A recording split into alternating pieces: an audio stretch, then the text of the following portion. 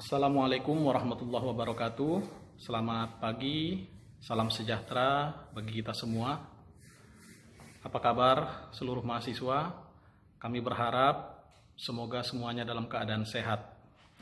Pertama-tama, kami ingin memperkenalkan diri seluruh pelaksana di laboratorium material tes. Saya sendiri Franz sebagai kepala laboratorium sekaligus penanggung jawab mata kuliah praktikum material teknik dan praktikum bahan konstruksi dan korosi. Selanjutnya ada Ibu Sapitri sebagai PLP laboratorium, dan juga kita dibantu oleh dua orang asisten, yaitu Ilham Rizaldi dan juga Fahru Rozi. Serta juga kita dibantu oleh asisten yang saat ini sedang magang, yaitu Nur Hikmah, Raihan, dan juga Fahrudin. Selamat datang di laboratorium material tes untuk praktikum material teknik dan juga praktikum bahan konstruksi dan korosi. Oke, modul yang pertama adalah modul heat treatment, ya. Modul heat treatment ini nanti akan kita bagi ke dalam 3 submodul, yaitu pengujian kekuatan tarik, kemudian percobaan pengujian mikrostruktur, dan pengujian kekerasan atau hardness test. Nah, percobaan perlakuan panas atau heat treatment pada baja karbon, di mana tujuan percobaan adalah mendeteksi perubahan sifat mekanik dari bahan baja karbon yang diakibatkan oleh adanya perlakuan panas atau heat treatment. Perlakuan panas itu apa? Adalah proses pemanasan dan pendinginan terhadap baja karbon dengan tujuan untuk mendapatkan sifat-sifat yang baru dari baja karbon atau untuk merubah sifat mekanik dari baja karbon.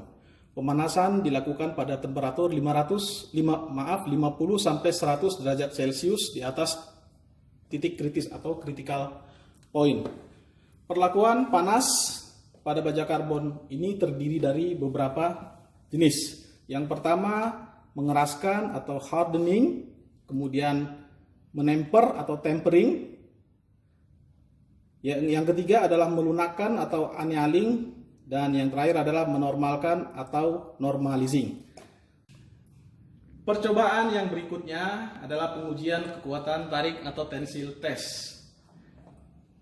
Pengujian kekuatan tarik ini merupakan submodul dari heat treatment.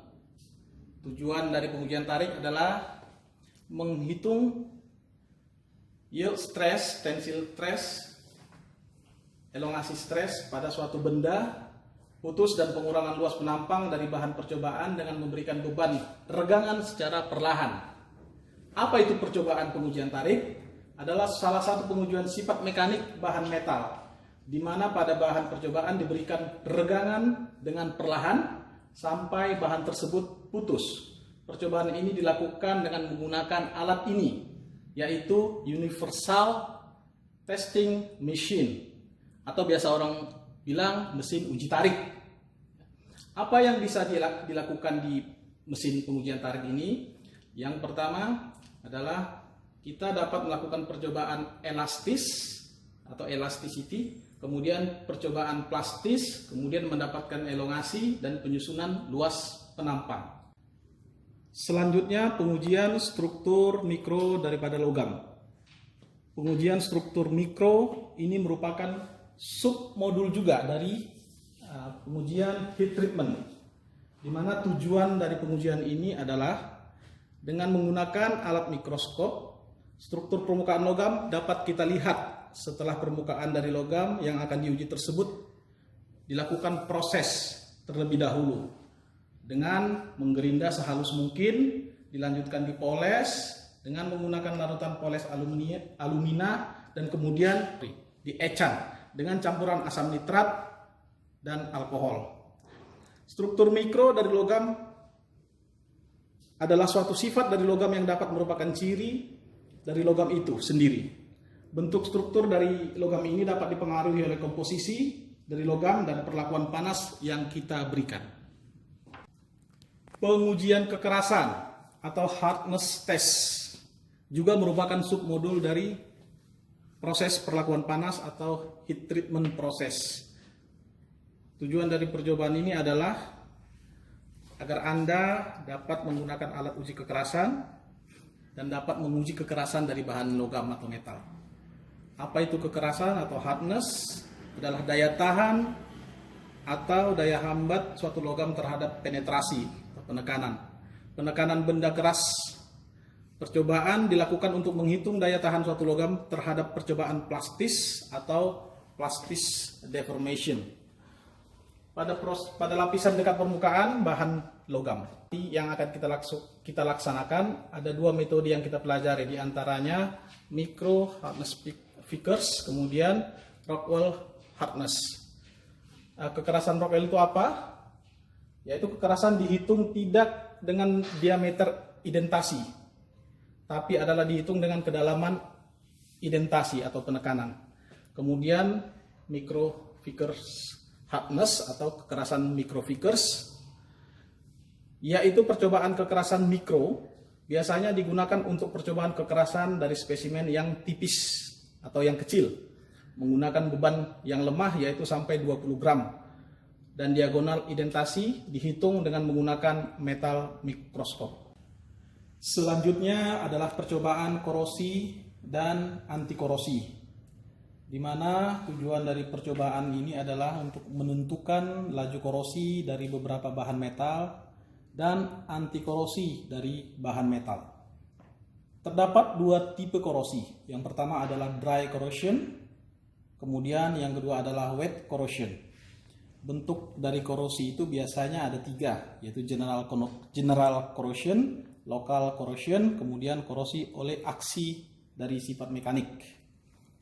Kemudian untuk anti korosi, metode anti korosi yang pertama adalah pemeliharaan material, kemudian menutup dengan material lain, yaitu dilakukan dengan proses painting, coating atau pelapisan, kemudian electrocoating, kemudian intibator addition.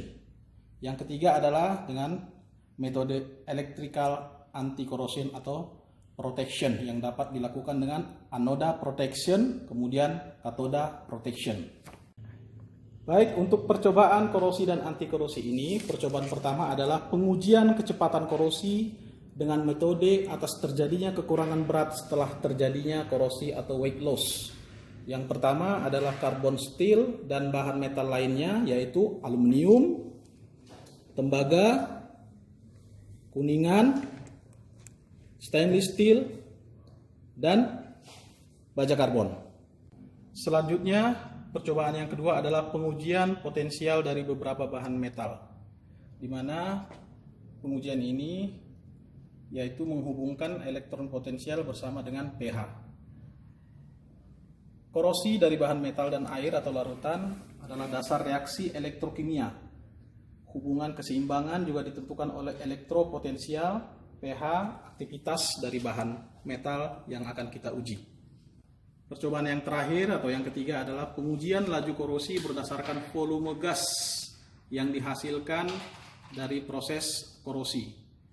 Alat dan bahan yang kita gunakan seperti terlihat dalam video adalah buret dan corong, kemudian larutan H2SO4 serta NaCl sebesar 3%. Kemudian yang ketiga adalah bahan tadi, yaitu bahan metal yang akan kita uji.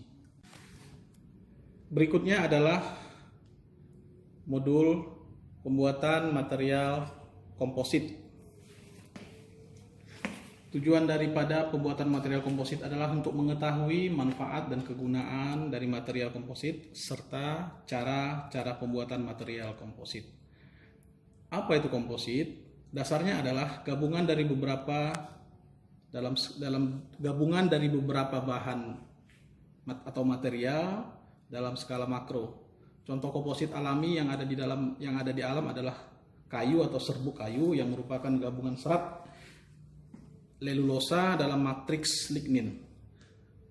Komposit itu merupakan struktur-struktur di mana salah satu unsur umumnya adalah serat atau partikel yang dikelilingi oleh matriks kontinu dengan unsur-unsur lainnya. Matriks tersebut dapat berupa polimer, logam, seramik atau karbon.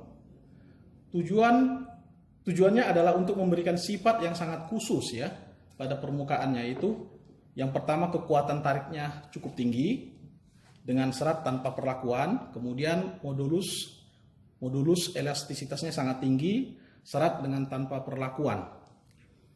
Secara garis besar ada 3 klaster utama jenis matriks, yaitu polymer matrix composite atau PMC, kemudian metal matrix composite atau MMC, kemudian ceramic matrix composite atau CMC.